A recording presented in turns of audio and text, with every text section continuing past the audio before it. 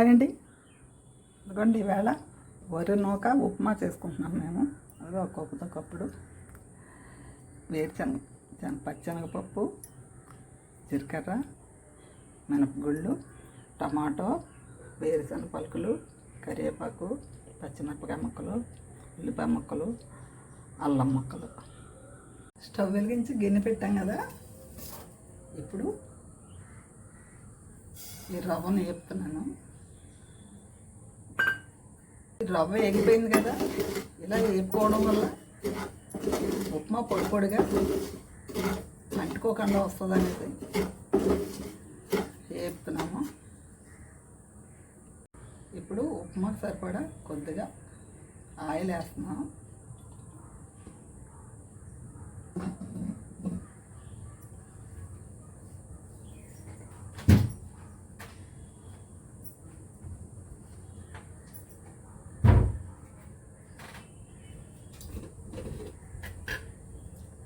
కొద్దిగా ఆవాలు వేస్తున్నాము. ఇప్పుడు కరివేపాకు వేస్తున్నాము.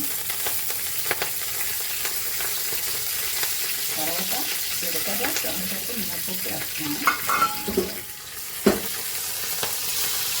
ఇప్పుడు అల్లం ముక్కలు వేస్తున్నాము. తర్వాత ఉల్లిపాయ ముక్కలు వేస్తున్నాము.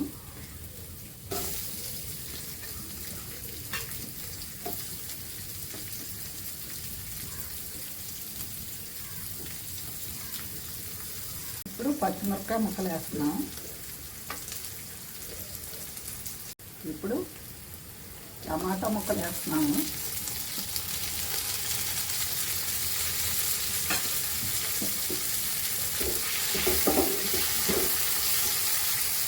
ఇప్పుడు కొద్దిగా ఉప్పు వేస్తున్నాము. ఇప్పుడు వేరుశనగ పలుకులు వేసేస్తున్నాను.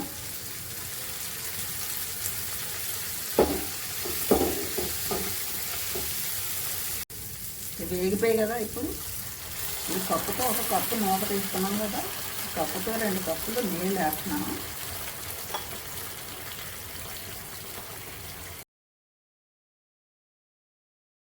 అవి మసులుతున్నాయి కదా, ఇప్పుడు రవ్వ వేసేస్తున్నాను.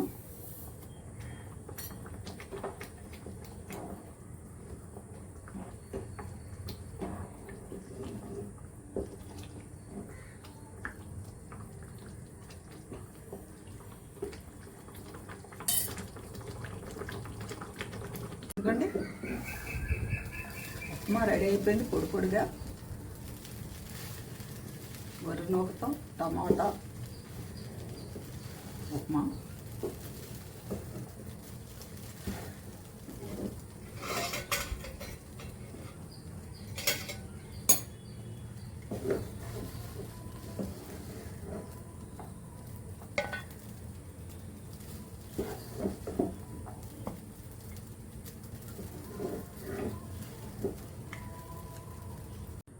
ఇదిగోండి పొడి పొడిగా ఉప్మా రెడీ అయిపోయింది.